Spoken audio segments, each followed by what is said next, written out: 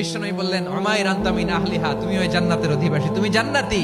উমাইর চিন্তা করলেন, আমি জান্নাতি, নবীর মুখ দিয়ে যখন বেরোইছে ওই জান্নাতে তো আমার ঢুকতেই হবে, কিন্তু হাতে 3টা খেজুর খেয়ে যদি জিহাদের ময়দানে যাই তাহলে জান্নাতে যেতে তো দেরি হয়ে যাবে।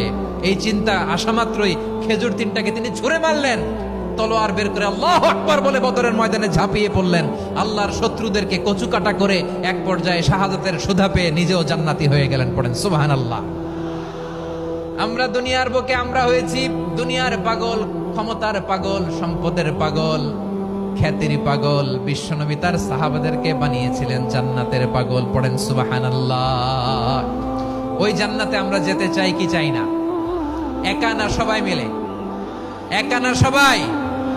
জান্নাতে একা আমি যাব না তো ভাই, তোমাকেও জান্নাতে দলে নিতে চাই। সবাই বলেন, জান্নাতে একা আমি যাব না তো ভাই, তোমাকেও জান্নাতে দলে নিতে চাই। পড়েন আমিন।